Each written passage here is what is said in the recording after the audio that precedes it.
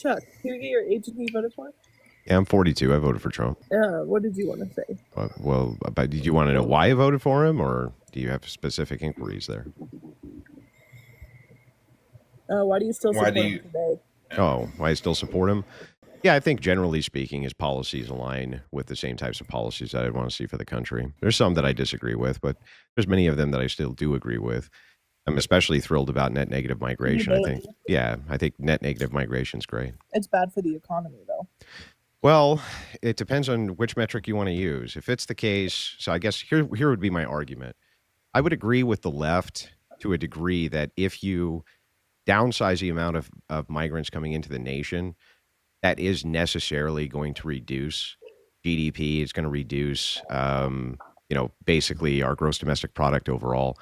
On the other hand, though, it does depress wages having mass migrants come in. So there's an offset there. And I think that the nation itself is allowed to determine if they want to have mass migration or not. And they put Trump in there because they did not want to have it. How do they decrease wages? Depress, not decrease. Depress.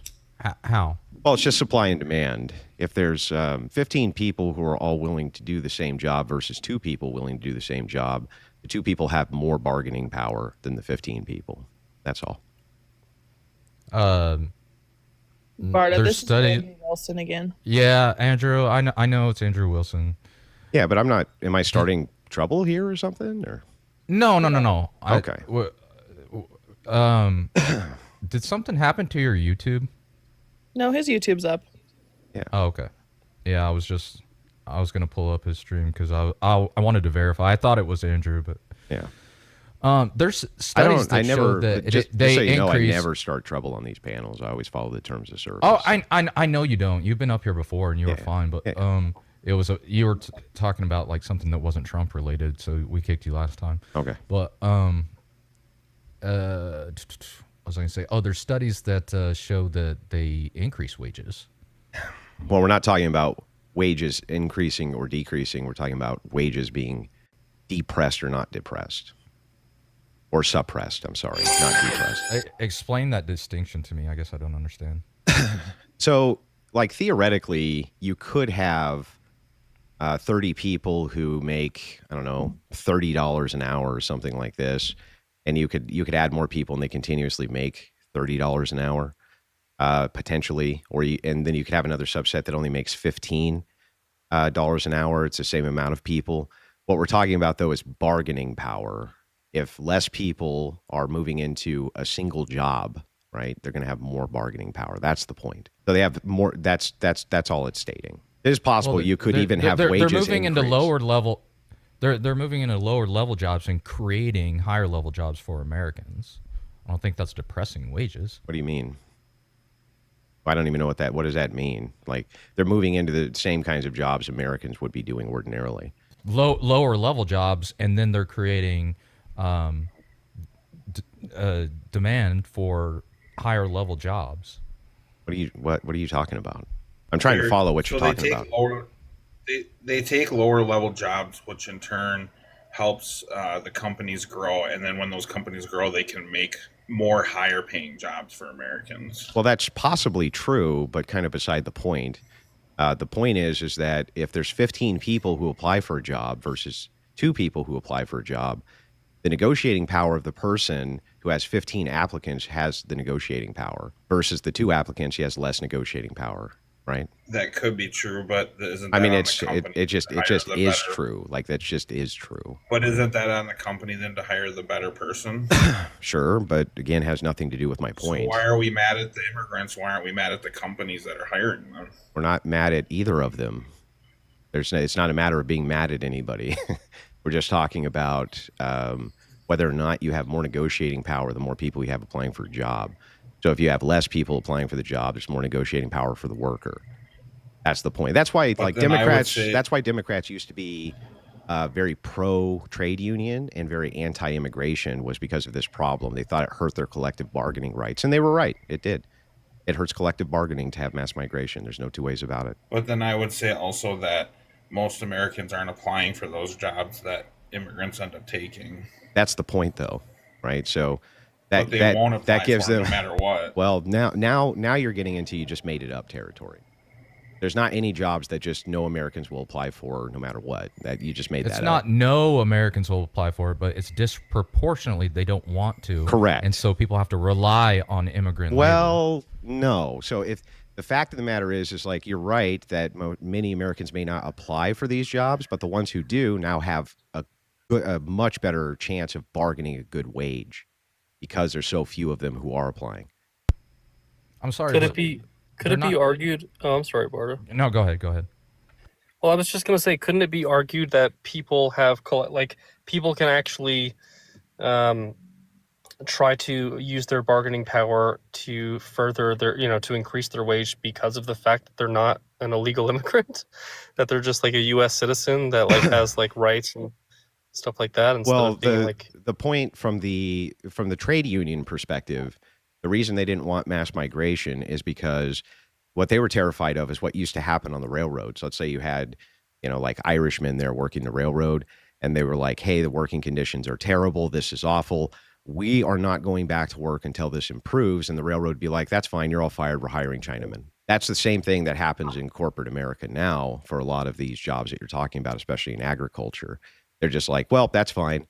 You don't like the wages. You don't like this. We'll just give it to illegal immigrants. So, I mean, because that also happens with like visas, right? That's the reason why we have visas. And it's the reason why visas are like even like looked at through like a political lens now, and some are being revoked. But I don't they're think overwhelmingly being revoked now. We're talking down. Right. Yeah. Overwhelmingly, they're being revoked. And the point of this is... But they weren't illegal. Those weren't like illegal positions, right? So it's not the symptom of the problem, is one thing, but it's not like we're talking about like the main issue. But you're kind of making my point for me when you say, well, wait a second, now companies have the option to like go to India and say, hey, we want a bunch of H-1B visas from Indian workers and we want them to come in. They can now displace the localized workforce through the H-1Bs. That's the entire point. Right, but I don't understand what that. I don't think that has to do anything. That conversation is completely uncoupled. Not talking about the illegal immigrant, right? Like no, they're coupled together. That's why I said negative the way migration, not just illegal the immigration. The way that I'm trying to talk about them. So, right, but the way that I'm trying to talk about them, like if you're talking about. Because we could talk about illegal immigrants taking jobs and doing. I'm not talking about illegal. Wait, I'm not talking about that though. I'm not talking about illegal immigration. What I'm saying is, what do you mean you're not talking about illegal immigration? Net negative migration. There's a difference. Net negative migration. We were just talking about illegal immigration. No, we were talking about net negative migration. Remember, my position was that Trump falls in line still more with my ideology because he gave us net negative migration. It means there's actually more people leaving the country than entering overall. Right, but once we were actually talking about illegal immigrants, what I tried to point out is that that something else happens to a different group of immigrants. Is that we welcome those immigrants mostly, not now actually because of what's going on. But the thing is it's not really about the illegal immigrants. If America is still able to outsource jobs from different places, I don't know. I don't know. It's just like I don't see how we're always using immigrants as scapegoats for every conversation. We're not though. We're not using immigrants as scapegoats for every conversation. We're talking about real issues that Americans are facing. What I'm speaking about specifically is why it is that unions wanted to have collective bargaining, and they were always anti-mass migration to the U.S. It's because they knew that it hurt the collective bargaining rights of localized employees, and it does. And I demonstrated that. You guys know I demonstrated that. That's the whole point. But Chuck, my question is like, you're talking about mass migration, right? And unions not being in favor of mass migration. Yeah. I could understand that. Like, we don't want 1 million people running across our borders a month, undocumented. No, documented or undocumented. Valid. Okay. But my point is, right? Can you find me where unions just say straight up they don't want any migration at all? No, because doesn't migration? No. I mean not migration. Yeah, not general. Just real quick, John. Hang on, let the guy finish. Let the guy finish. John, if you don't mind. So my thing is though, right? The more people that you bring into this country, the more consumption comes, right? Like you can't talk about migrants as if they don't spend money here.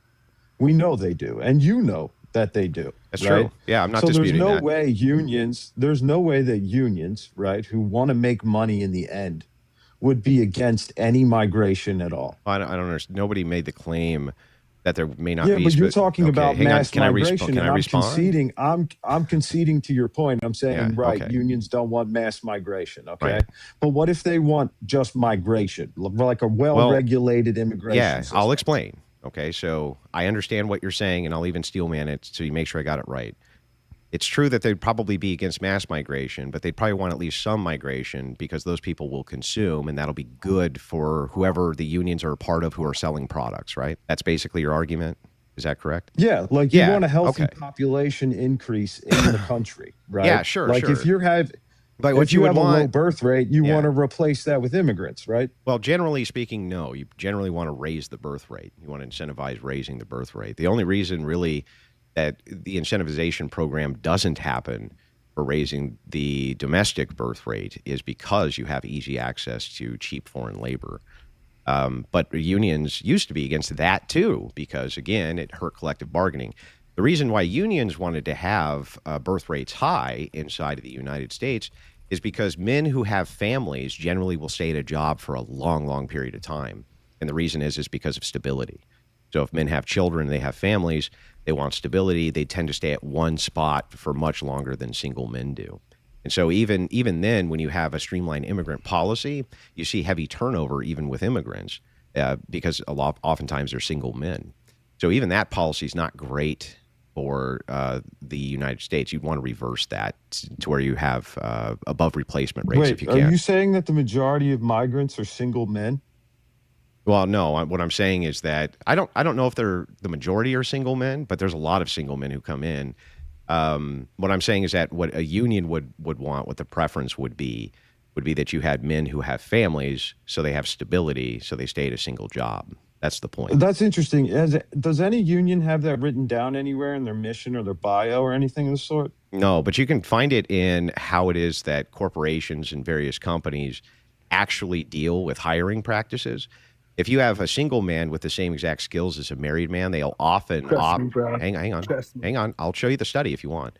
They'll often opt for the married man, and the reason they opt for the married man at the same wage is because he's more likely to stay there long term.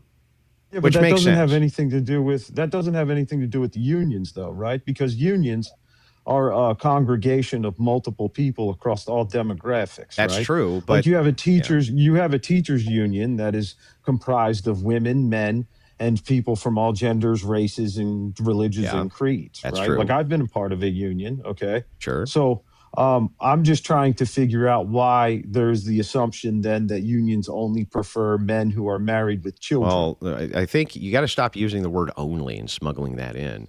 I'm talking here. Oh, my apologies. Yeah. More, Yeah. right? Yeah. That is true. More. Yes. So I'm talking in generalities here. The way that it works is just, it basically works like this. If it's the case that you have a choice between hiring a married man or a non-married man for the same wage, and they have the same skills, companies will generally opt for the married man. The reason that unions would have the preference for married men is because if the longer a person's been at a job, especially collectively, the more they tend to be able to garner collective bargaining rights, right? So if you've been at a job for 20 years, you tend to end up being a union leader, or you tend to end up having the skill set which is necessary for your local union hall, whatever it is. So because you have the go assumption ahead. is the assumption that you're making at the current moment in time that married men stay in jobs longer than married women per se? No. Okay, because I'm just trying to figure out then why unions would prefer one of the other. Well, It sounds like anyone who may I'm be sorry. married and Married has a family person. that I feel like you're just kind of splitting hairs. married though. person. No, I think there's a clear distinction that needs to be made there, right? Why? When you say married men, I mean, I think everyone on this panel would agree there's a difference between saying married man, and married person. Yeah. Right? Okay. Well, they would prefer married people either way. They would still even prefer married men over married women generally for, at least for most type of labor-informed jobs. And that's not just because the men may be more Are capable. we talking about Hang on, jobs, dude? Can Or you are we calm talking down about for a union? second? Let me finish. Are we talking about Talking about positions unions or too. jobs? Talking about union positions too. No, you're talking about both at the same time. I'm talking about unions. Okay, well, I'll just talk about unions then. On this So word salad, when we're talking, we're having fun, Ralph. all right, well, let me know when you want me to address it. Okay, you want me to address it? All right. So, if it's the case that you have a married woman, okay, generally speaking, hiring practices don't go through unions; they still go through companies, and then it's the case that the employee has the option of joining the union. So this is why I'm talking about the entry point and then the union itself. But I think that this really strays pretty far away from the point of why it would be that unions would want to have domestic populations have the best amount of collective bargaining and not have that suppressed by companies being able to turn to cheap labor. That's my point. Hello? But when you talked about like incentivizing the birth rate in this country, how do you plan to do that? Like how would I do it? Or what? Well, just in general, because like obviously the birth rate is low for a reason, right? Yeah, well, there's one key reason that is the strongest correlate, and then there's a bunch of subcorrelates under that. The primary reason the birth rate is low in basically all Western countries is because of women basically going to college, which opts their most fertile years for career. Oh, Jesus Christ, bro. So you just don't want women to get careers. Bro, What do you mean? You guys know who Andrew Wilson is? Most wallets still plug into the same system we were trying to escape in the first place. And that's why Rumble built Rumble Wallet. It's a self-custodial wallet that lives inside an ecosystem that actually defends free speech and financial freedom. No bank holding your balance, not even Rumble can touch your funds. This is your money, on your keys, on your terms. So if you're serious about sovereignty, financial and digital, this is where you level up. Go to wallet.rumble.com or search Rumble Wallet in your app store, download it, back up your recovery phrase, and move your money where it belongs, in your hands. Can we get back to the reason that I would you like to, yes. don't think women are as capable as men? What? I didn't say, what are you talking? I didn't say any of that. I said the number one correlate for why the birth rate is depressed in most Western nations is because in the fertile years of women, they generally are pushed into higher education. Go ahead. Can you just let me know what study you're referencing for that? Yeah, sure. You can. In fact, I have it in front of me. Give me 1 second here. It's the economics. Yeah, I just want to see it. Yeah, it's Economics of Education Review, Volume 88. It was published June 22nd, 2022. It's called The Effect of Female Education on Fertility. And what they did was they referenced evidence from China's compulsory schooling reforms so that they could actually make this determination. You can make this determination across most Western nations. The tie-in with industrialization and women moving into higher education, which essentially... Who's this study by? Can you calm down, man? This is the Economics of Education Review. So anyway, you can basically track it in almost all Western nations from industrialization on when women are moved into higher education. And it kind of makes sense if you logically think about it.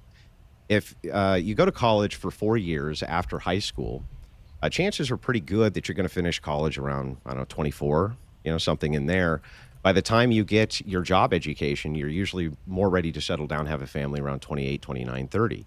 The average marriage age in the United States, I think, is about 28 or 29 now. So it's really high. So you're going to have less children if you begin having them at 28, 29, 30 than you would if you were 21, 22, 23, 24. Who is the study by? I missed that part. This is the Economics of Education Review. Economics of Education Yeah, Review. you can find this. And what? Yeah, if you want the author of the study is Jiwei Chen. You can also find this. Hang on, I'll give you another one as well. But the highlight here is our three estimates. I just want to pull it up so I have it on go my ahead. side. Our three estimates show that an additional year of female education significantly reduces the number of births by 0.24. So every year that women are in higher education actually reduces their overall fertility, which makes sense because they're aging forward. But I mean, I agree with that. But well, then why were you guys all laughing at me 5 seconds ago? No, but why? You're all laughing at me 5 seconds ago, and now you're awful quiet. Because you're making this thing that women shouldn't go to school and they should just have kids. That never happened. You just made it up. Why do you just make things up? Then why are you arguing for the fact that they should not, or that they should just have babies? No, it never. That never happened either. You just made it up. But Chuck, this was your point. I think UA was saying like, so what would you? What? Someone asked you, what would you do for like in regards to the the decline in the birth rate and the fertility rate in America, and then you brought that up as like a rebuttal.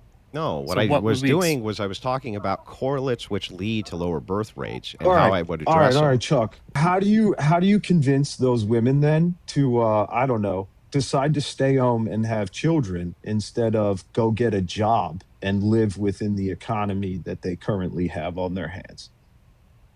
Okay, so that's my question. You're asking how. So you want to change the birth rate, and I'm asking you, how do you do that? How do you convince those women between the ages of 20 and 24 to not go get a job after college and instead have children, right? And live in this economy we live in? Yeah, so I think that the first thing that I would address is the subsidization of student loans, which are by their very nature. And they target women, which is why women are in so much debt, especially to student loans, because, I mean, I think they're the primary debt holder now of student loans. And so that's the first thing that I would do is I would say, look, a lot of times what's going on is a propaganda from the top down is you should go to college for 4 years and you should get a degree because it's going to give you an edge in the workforce. But actually, most of the degrees women are now getting are in oversaturated markets. Now, not all degrees, but most of them are in oversaturated markets. It doesn't actually give them an edge, and most of them, well, I don't know if it's most, but it's close to most of them at least, are not actually even working in the fields that they got their degrees in, and they owe a ton of student loan debt. So I wouldn't make any forcible decisions at all. I would just move propaganda the opposite way and say, hey, look, it's not the end-all, be-all. What's your source on most women are getting degrees in oversaturated markets? Yeah, take a look at what women get degrees in, their top degrees. A lot of them are in arts and sociology, and those are very saturated markets. What's your source for this? Yeah, what is the source for that? You can't just make an assumption and call it fact. Because what I'm finding is that women are outpacing men in degrees in professional fields with higher demand. That's only in healthcare, I think. I think that's only in healthcare. This is overall. Yeah, but I think that's because it's banking on healthcare. Is that what you think, or is that you have a source for it? Yeah, hang on, I'll pull up the source for it. But yes, that is what I think. Yep. But I also think it's going to. Yeah, I know that's what you think because you're Andrew Wilson, but I want a source. Well, I just gave you the last source, and you didn't even look at it. I couldn't find it, and I couldn't get in a word to actually pull it up. Okay, I looked at it. It was saying that it was talking about the economy, economic values or driving factors behind women and different classes and stuff like that. And one of the things is like, if you're, I hope Chuck's still pulling up the source, but one of the things was like men, in order to, what was it saying, that men who have, I have to go back to it. It was really interesting. Hold on one second. It was interesting, but there are some limitations to it at the same time. Like, I think that, I don't know if it's generalizable to say that, the economy studied in China are going to have the same kind of response over here in the Western world. Yeah, but that's true. But you also have to look at the global pattern of women's education versus fertility. And you can actually find this on if you go to Our World Data, it pulls this up and it talks about women's education attainment versus the fertility rate. This is one of the most studied phenomenons by nations because the fertility rate is in the toilet for almost every nation on planet Earth. In fact, that is the case. And this is the strongest correlate that they find. I thought one of the things that they also found too, though, was like increased women's education reduced child mortality. Yeah, that's probably true because there's less children born. And so that would do that. And also as a percentage, Andrew, you know how this works. Well, if you said per capita, don't be disingenuous. I'm not being disingenuous. Hold on, and also rendered healthier children and better matched because of the partners, right? So they were better family units. Well, And on top of that, there's also a parenting tactic that comes out of this, a parenting thing of apparently or whatever it's called, where it's called quality over quantity. So although they have less children, those children are adequately loved, cared for, and taken care of, and have an actual better outcome in life. But that's not really as what's per in children dispute. who wind up. Yeah, we're not Yeah, disputing but that. but why do you not make any? Why do you not concede to any of the reality of good things that come from the research in which you read? Well, And you haven't even asked only me any of those focus on the questions. things. Well, you only focus on the things that come out to what? A negative? Women are less fertile because they're older? Andrew, hang that's on. common sense, Yeah, right? I know Calm you're down, a common sense conservative. Let me know when I can but talk. like that one's a little dull, How? right? We can How? all agree that women might be less quote unquote fertile. I fucking hate correct. saying that, but it's true. Between the ages of 20 and or 25 and 26 rather than 20 and 24 because time, right? It's a thing that none of us will ever beat. That's Andrew, correct. Yeah, I you agree. know that. Everyone just gets older over time.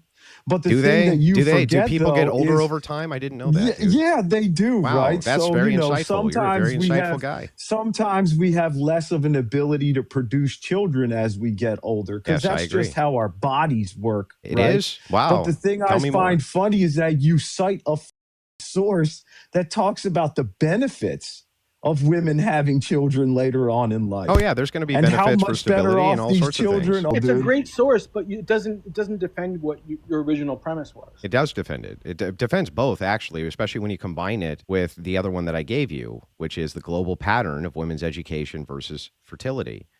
And again, you can find that from our world data. And it links to multiple studies which show you how educational attainment drops the fertility rate. And that makes sense because of the fact that you have a biological clock. What you guys are arguing is, hang on. I'm almost done.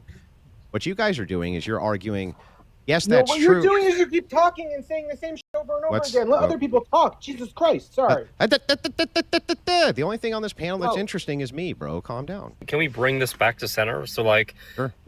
are you advocating for this to be a thing to solve women's fertility rates in America? Well, what I'm saying is that if you want to solve fertility rates, then what you're going to have to do is prioritize childbirth for women who are in their earlier 20s. If you want to maximize the amount of children that you're going to get, yeah. Okay, just to be clear, the study that you're citing or sourcing rather is also saying that women. There's two studies that I'm citing. Right, but I'm talking about the one that Jenna pulled up. Mm-hmm. If she's saying that you can also that there's like a net positive for women's fertility rates. Well, hang on. There could be in some cases, like for instance, IVF would be one. If you look at for instance, the are one of the few nations that have above replacement rates, and that's due to a massive publicly funded IVF program. But the problem is that you see a boost temporarily, and then it begins to decrease like it's done in. Jesus, I feel like we're getting into that mechanical. This dude wants to live in the matrix. What women getting impregnated by machines? What are you talking about, dude? You're a toy, Andrew. Oh, you got him. You're a toy. Yeah, you just told me not to say anything because there's other people on the panel who want to talk. Make up your mind. But Jenna, which way did those studies show that women can actually be net positive? It mentioned increase in economics. Sorry, I lost my train of thought when I came back. 1 second. Yeah, because I'm even seeing things that are saying that the father, like if I'm sorry, Jenna, go on. No, go ahead, Skip. I didn't mean. Yeah, no, I'm seeing no, you're fine. I'm seeing like if the father does parental leave, right, and kind of takes on this is going to like different ways that like society takes care of their children. Genuinely, like it's just it's breaking down like if a father takes parental leave and is able to do that and strengthen like their bond and kind of work with their children over a period of time that actually helps. It's going into the thing that Barta brought up with like just overall sense of like, hey, loving community, we're gonna just protect her, whatever. But it doesn't say that. Like there is no direct correlation of this study saying that, right. It says shows a clear positive complement effect of immigrants. I don't know. That's not it. Hold on, I got to go back to the study. Hold on. Okay, but remember, you need to combine it with the other because the other one is taking... Why?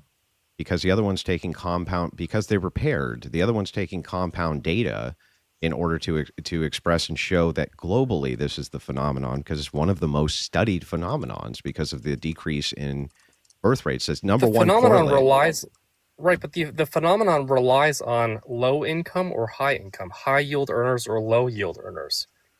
And Well, if in yes, America, that actually makes sense too.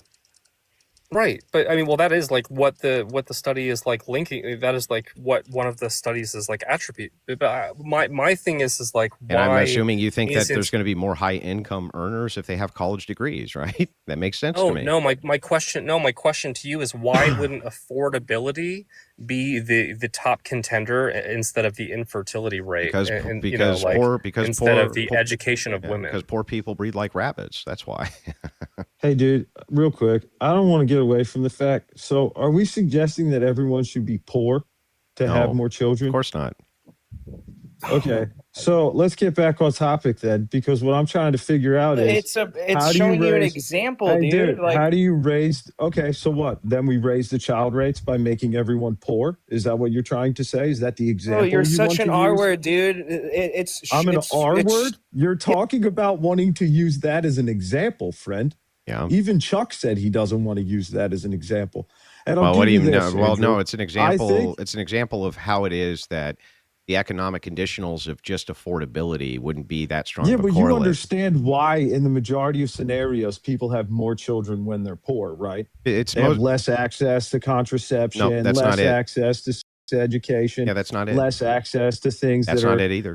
typically like needed for people to not have children. Yes. And in many scenarios, If people you- in poorer situations are taken advantage of, and that leads to them having children as well. Those But are all. we don't need so, to go off on this so tangent hang on, in regards to hang these on. You're, poor hang people on, you're having right. more kids. You're right. And No. hang on. Hey, Andrew, I'm willing this to is what I cede some want to ground do. here, but no, I'm not that's allowed great. to. That's fine. I don't want you to, You because don't I want me want to to. go back to where you. Well, hang on. I I'll wanna just go address back to this your real original quick, point. and then you can go back to the original point. No. It'll I only want to take go me 1 back to your second. your original point. Yeah, no, but I want to address.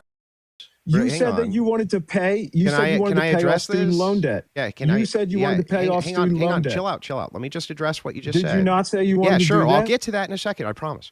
But I just want to address this. No. I don't want to sit here and talk about poor Then why? people having Okay, more so you get to children make and a bunch listen of to any points and kind of nobody's allowed to respond to misinformation. them. This is fair. No, You all think right, this is fair? Go ahead and respond to All it. right. Go ahead and respond to it, Chuck. So here's a few things that I'll see to you. You did list a bunch of correlates for why poor people often have more children that are true. I'm not disputing those things. Sometimes it is because they don't have proper education, various things like that, lack of family planning, all that's true.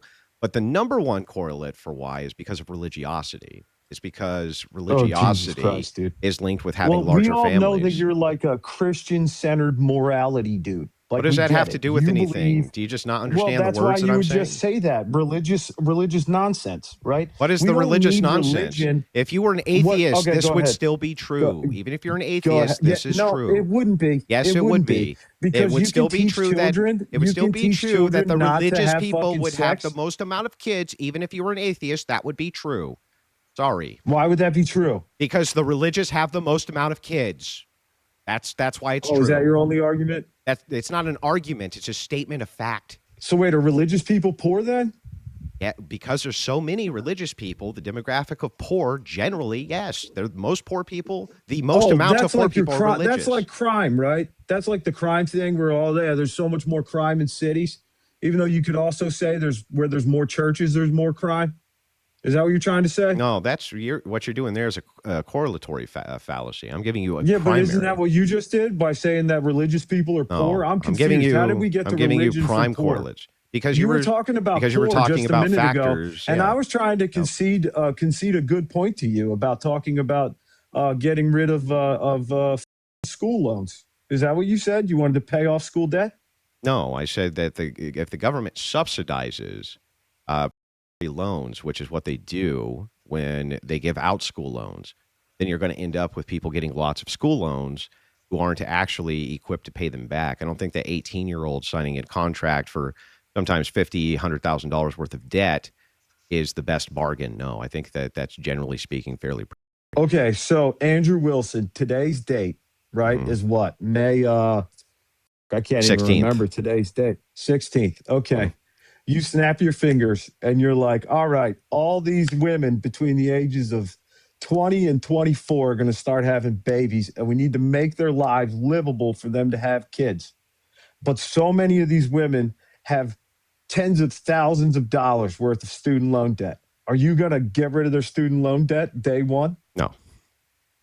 Okay. All right. So then you're not doing anything then, right? So you're talking out because you're not doing anything to help the current situation. No, I would stop new women from getting student loans. See how that works? Yeah, no, see, because that doesn't help, right? Yes, I got a problem help. with the birth rate right new now. Women? That would be new women applying for new loans. Yeah, coming into the loan program. But what does that have to do with the behavior that you like? What would behavior wouldn't exist anymore? Hold on. So, what do you mean? Wait a second. Are you behavior wouldn't exist anymore? Are those women then going to get to go to college for free?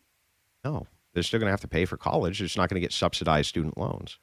Oh, so they're still going to have to pay for college. Yeah, that'll actually make college still much take cheaper. Loans out. That would actually make college cheaper. They would still take loans out, right, to pay for college? No, I think it would necessarily decrease college costs. Because they wouldn't go to college, Andrew. No, because they wouldn't be getting subsidized. Oh, that's why you want people to be poor. Oh, duh. You see that, guys? We circled that one right back to being poor. You see that? He wants young women to be poor, so they have to rely on a man and have children. Wow. Crazy. It's you want like young women to have hundreds of thousands of dollars in debt for degrees they don't use. Wow, crazy. You see, I can straw man you too, bro. No, he perfectly too, summed up what your beliefs in that statement he just made. Can you explain it? Can you explain how those are my beliefs? And also, I never made. Can you actually explain how these are my beliefs? Because you guys never made a me. single argument. Andrew, I never made a single argument about what I want, buddy. Right? I never made an argument. What I want, though, is for all student loan debt to be eradicated, and then for there to be a simple federal program that helps people go to college. And that if you want to go to a private school and a private institution, fine, great. Maybe there could be a federal loan, like, I don't know, a Pell Grant that could help them get to college. I don't know, but not just ceasing all loan opportunities and leaving the women who have these loans to bear the brunt and the cost of the loans they have, while telling other women, good luck going to college. Never mind, you have to go have babies with some dude you don't want to have children with. Nah, dog, I'm out. Thank you for entertaining me, though. This has been fun. I'm sure it has. I don't even know who you're arguing with at this point. I don't even know what you're arguing at this point. It has nothing to do with any positions that I just espoused at all. Nothing. Not a single thing. You just made it up. But I appreciate your guys' time. I do have to get to the next live, but thank you for having me. I'm gonna drop, dude. Painfully stupid person. They're just painfully dumb. Good Lord, that guy was just literally dumb. It'd be like, here's the argument. He'd be like, oh yeah, well, I'm stupid. Like, what are you talking about, bro? What are you talking about?